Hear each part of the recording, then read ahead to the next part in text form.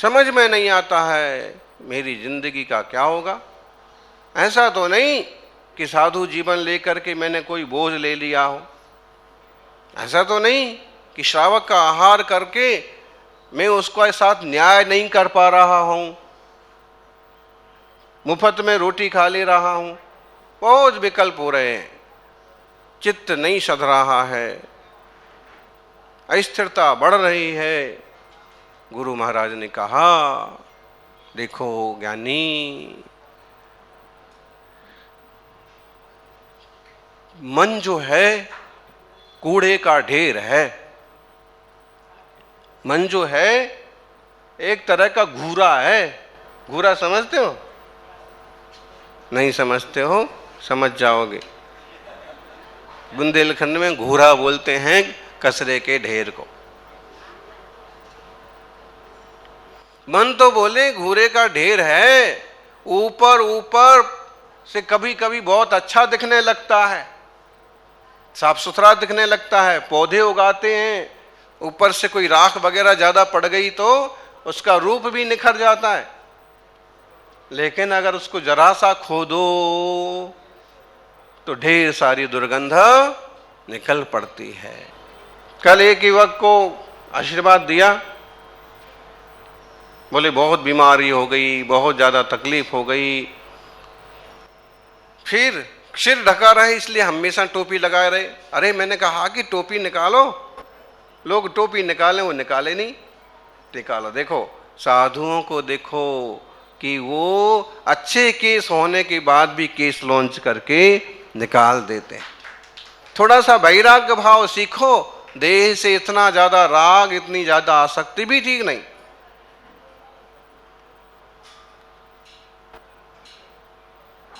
ये तो पुराना कच्चा मटका है, कब किधर छेद हो जाए, किधर से टूट पड़े, मुश्किल है। इसलिए इसकी सेवा करो, इसकी संभाल करो, इसका स्वास्थ्य का ध्यान रखो, लेकिन इतनी ज्यादा भी आसक्ति ना हो, इतना ज्यादा भी राग ना हो कि कोई बीमारी हुई तो रोना ही रोना पड़े। ठीक है, अब जो है सो सामने है, धैर्य रखो। तो ये मन जो है ना बेटे, कूड़े का ढेर है। और अब तक तो तुम ऊपर ऊपर का था, सब अच्छा अच्छा नजर आ रहा था, लेकिन अब ये अंदर का कचरा निकलना चालू हुआ है। जैसे जैसे त्याग वैराग से कर्म की निजरा हो रही, वैसे वैसे और कर्म उदय में आ रहे हैं। वैसे वैसे मोह अपना रूप दिखाएगा, राग अपना रूप दिखाएगा, काम अपना रूप दिखाएगा, और ये सब बदबू, ये मन के घूरे की, कूड़े की बदबू है। ध्यान रखो, जीवन में इस तरह के पड़ाव तब आते हैं जब पूरी सफाई होने वाली हो। घबराओ मत। गुरु ने समझाया कि बहुत उथल पुथल हो रही है चित्त में, तो घबराओ मत, क्योंकि इस उथल पुथल की जितनी पराकाष्ठा बढ़ जाएगी और तुम जमे रहे, तो उसके बाद ये उथल पुथल हमेशा के लिए खत्म हो जाएगी। कभी कभी एक बीमारी होती है ऐसी कि बड़ी तेज तकलीफ देती है, लेकिन अगर सहन कर लिया तो आप वहां बैठ जाती है, बदल जाती है, शांत हो जाती है। ज्वार भाटा है, ये ज्वार है, चढ़ रहा है, ये स्थिरता बढ़ रही है, लेकिन फिर भी किसी रूप में, किसी तरह से तुम स्थिर बने रहे। मन जाता तो जान दे, मन अगर चला भी गया एक बार, तुम तन से स्थिर बने रहे तो भी तुम्हारा बहुत कुछ बिगड़ने से बच जाएगा। लेकिन मन के साथ वचन भी चालू हो गए, वचन के साथ काय भी चालू हो गए, तो तुम्हारे व्रत संयम भी खतरे में पड़ सकते। समझ रहे? हस्तान्निका का पर्व है, नियम ले लिया, साबुन नहीं लगाना है 8 दिन, शैम्पू नहीं लगाना है, हैं? हेयर डाई नहीं करना है, लेकिन देख रहे हैं कि सब लोग तो एकदम बाबूजी बन के आए हैं, हम ही अलग ऐसे दिख रहे, दाढ़ी नहीं बनाई हमने, कैसे दिख रहे, कर लेते हैं अब। लेकिन नहीं, ऐसे ही और भी एकासन करने का मन बनाया है, लेकिन देखा भोजनशाला में तो बढ़िया कचौरियां तल रही हैं नाश्ते के लिए। भाई भोजन एक ही बात करेंगे, लेकिन एक बार नाश्ता और कर लेते हैं। भोजन नहीं है, नाश्ता तो नाश्ता है। और ऐसे मन जो है ना बहुत चंचल होता है। ऐसे ही किसी भी व्रत चारित्र संयम को लेकर के उथल पुथल पैदा हो और आप डटे रहे तो एक वक्त वो आ जाएगा कि बहुत अच्छी स्थिरता पैदा हो जाएगी। ये तपस्वी सम्राट जैसे साधु कैसे बन गए? अरे वो भी तो युवावस्था में इस मार्ग पर आए थे।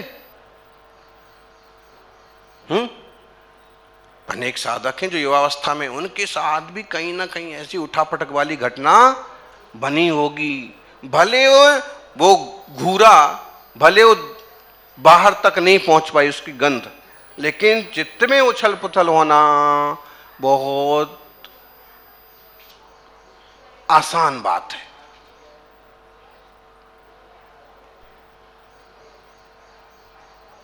हो सबके चित्त में होना चाहिए, हम ये नहीं कह रहे। महावीर स्वामी को, नेमिनाथ भगवान को होती होगी उथल पुथल अस्थिरता, हम ये नहीं कह रहे। वो उतने दिग्गज पुरुष हैं कि संभव है कि उनको बिल्कुल भी चंचलता नहीं, हाँ परम धीरता, परम स्थिरता हो गई। इतने भाव की साधना कि इस भाव में अगर कमठ जैसे उपसर्ग करने वाले आ गए तो भी पार्श्वनाथ इतने से भी नहीं डगे। लेकिन जिन लोगों की शुरुआत है, जिन लोगों का संहनन कमजोर है, उनके साथ अगर ऐसी घटना बने अस्थिरता वाली, तो ये कोई आश्चर्य की बात नहीं है। फिर भी वो डटे रहेंगे तो एक कचरा साफ होता जाएगा, दुर्गंध आती जाएगी, कचरा निकलता जाएगा। एक दिन वो आएगा कि मैदान पूरी तरह से साफ हो जाएगा। लेकिन तब तक धैर्य बना रहे, इतनी सहनशीलता बनी रहे, ऐसा योग संयोग बना रहे कि टिके रहें। विपरीत परिस्थितियां आती हैं ना तो अच्छे अच्छे लोग उथल पुथल कर जाते हैं, ढुलमुल हो जाते हैं। विपरीत परिस्थिति में भी जो टका रहे, डटा रहे, वो तपस्वी सम्राट की तरह निखर जाते हैं, नेमिनाथ की तरह मोक्ष जाते हैं। तो धर्मात्माओं, हर परिस्थिति में जिन धर्म, हर परिस्थिति में देव शास्त्र गुरु की आराधना, हर परिस्थिति में खुद के चित्त को खुद मार्गदर्शन करो। कभी कोई गलती और त्रुटि हो उसकी प्रशंसा मत करो। कभी कुछ नुकसान वाली बात हो, संयम में कुछ कमी आए, उसकी खुशी मत बनाओ। कमी है, गलती है, इसको सुधारो।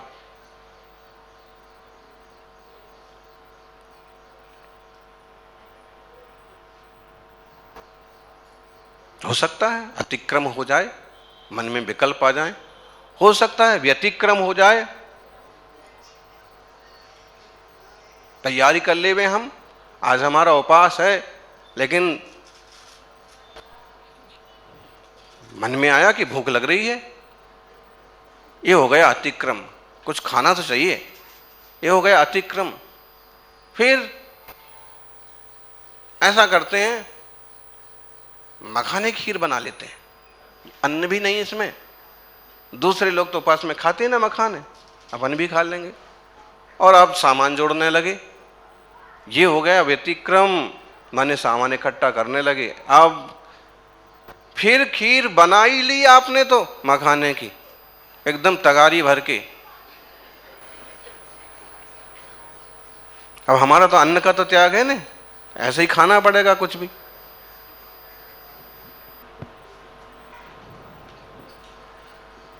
दो रोटी छोड़ करके ऐसा उपद्रव करने वाले भी बहुत मिलेंगे कि हमारा अन्न का त्याग है तो ये चाहिए, ये चाहिए, ये होना, ये होना। ना कहें तो वहां जो उपलब्ध होगा वो सब साफ करना ही पड़ेगा।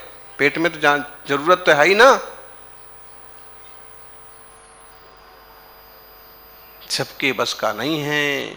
गुरु महाराज ने तप त्याग किए तो बड़ी निष्प्रहता और कठोरता के साथ किए।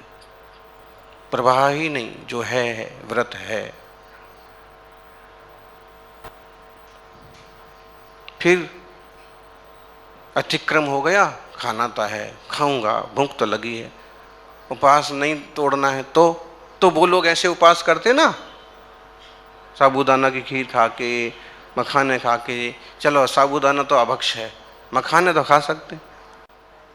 फिर बन गई खीर, ये हो गया व्यतिक्रम, और खाने बैठ गए, ये क्या हो गया? अतिचार।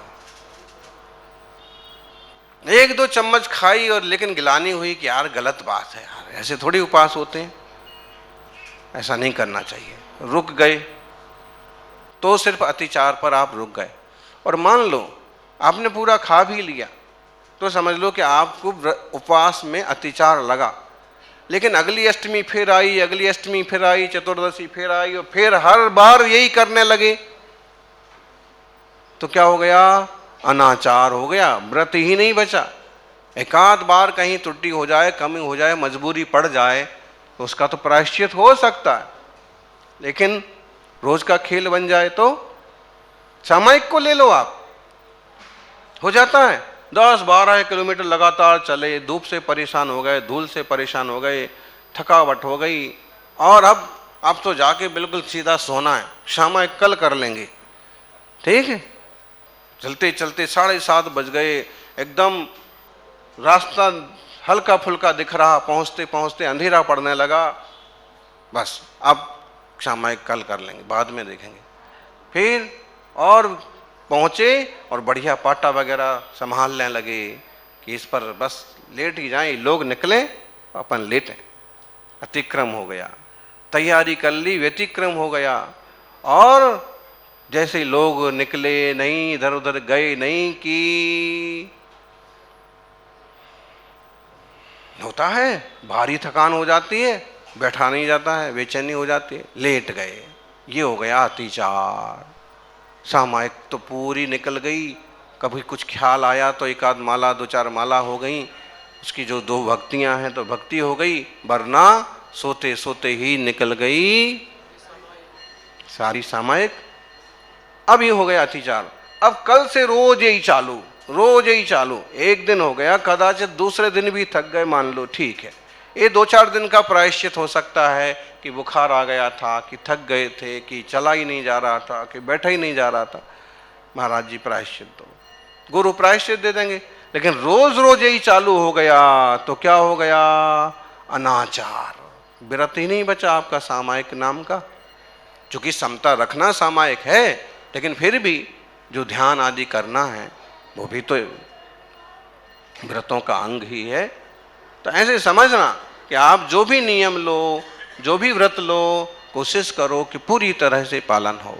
लेकिन कभी अतिक्रम हो जाए, घबराओ मत। व्यतिक्रम भी हो जाए तो भी बहुत दुखी मत हो। अतिचार भी लग जाए तो थोड़ा दुखी हो, लेकिन प्रायश्चित करके सावधान हो जाओ। बोले एक बार रात्रि भोजन व्रत टूट गया तो अब तो टूट ही गया, बोले तेने खा तो लिया, अब और खा। ऐसे ही होता ना। दोस्त लोगों ने कहा कि भाई एक टुकड़ा तो खा लो यार, हैं, आलू अलग कर दो, और ऊपर ऊपर का ये इतना ऊपर। अब इतना खाया कि दूसरा बोला कि तेरे मुंह में तो चला ही गया, तूने इतना तो खा ही लिया, अब पूरा खाओ। मतलब दूसरा और उतार देता नीचे। इतना खप गया था, ठीक है, किसी व्रत में दोष लग गया था तो उसका प्रायश्चित हो सकता है, लेकिन पटरी से उतर जाना, अब तो हो ही गया खत्म, अब तो खत्म होगा, तो ऐसे नहीं होता है। स्थिरता कैसे लाना, अस्थिरता से कैसे बचना, ये इसके उपाय है। इस तरह के निमित्तों से बचो, इस तरह की चीज़ों से बचो, ताकि अच्छे से व्रतों का पालन हो, अच्छे से साधना हो। और इस जीवन में ना हो पाए तो कौन से जीवन में होगी बोलो? त्रिंश पर्याय में कोई चांस है? नरक में तो बिल्कुल नहीं है। देवताओं में इतने भोगों की सामग्री है कि उनको संयम से कोई लेना देना नहीं है। तो सौभाग्यशालियों, इन 8 दिनों का अच्छी तरह से व्रत नियम पूर्वक बिताएं। कल कुछ लोग बोल रहे थे कि 8 दिन तक हमारा पूर्ण ब्रह्मचर्य, 8 दिन तक एकासन, औमली अठाई करेंगे, साबुन नहीं लगाएंगे, दाढ़ी नहीं बनाएंगे। एक चलता था पहले, दाढ़ी नहीं बनाते थे 10 दिन तक, ऐसे ही, मतलब एक विरक्तता का प्रतीक, बैराग टाइप का, कि क्या मतलब इतना ज्यादा शरीर का लालच करना। हरी नहीं खाना है, हरी साग भाजी नहीं खाएंगे, दाल रोटी से अपना काम चलाएंगे, थोड़ा तो व्रत हो जाए। तो ये पुरानी चीजें हैं। पानी, बाहर पानी तक नहीं पीते कई लोग, 8 दिन तो नहीं पिएंगे, अपना अपने विश्वास अपने हाथ से छान के अपना पानी। मुनिराज हैं, अभी हमसे व्रत ले रहे थे सुनील जी, इनकी श्रीमती, 4 महीने के लिए हमारा शुद्ध खाने का नियम, शुद्ध भोजन करेंगे और शुद्ध भोजन करेंगे और साधुओं को पड़गाहन करेंगे। मुनिराज आएंगे, उनको भी आहार कराएंगे, और ऐसे होता है। घर में चौका लगा रहे हैं तो एक संकल्प हो जाए कि जब तक मुनिराज यहाँ विराजमान है, या हम मुनि संघ में गए हैं, मान लो अब अहमदाबाद में है, शायद वहाँ कोई समाज तो है ही नहीं, बाहर से ही जुड़ने वाले हैं ढेरों लोग, तो हम संकल्प करें जब तक हम सेवा में उपस्थित हैं तब तक हमारा शुद्ध आहार जल का नियम। तो उससे क्या होगा, उद्दिष्ट का दोष नहीं लगेगा मुनिराज को, और न उद्दिष्ट आहार कराने का दोष आपको लगेगा। प्रजापति जी, शुद्ध आहार करना, तो शुद्ध आहार करेंगे, उसी में से मुनिराज को आहार करा दिया, और उसमें से ही वो हमारा तो है ही, हमें तो करना ही है। बहुत अच्छी चर्चा है जिनवाणी की। आज अपन बहुत आध्यात्मिक चर्चा नहीं कर रहे, लेकिन फिर भी आचार विचार स्थिरता संबंधी ये जो बातें हैं ये बहुत काम की हैं। आप सबका मंगल हो और सभी उत्तम उन्नत दशा को उपलब्ध हों, यही मंगल भावना। जय बोलिए 24 तीर्थंकर भगवान की।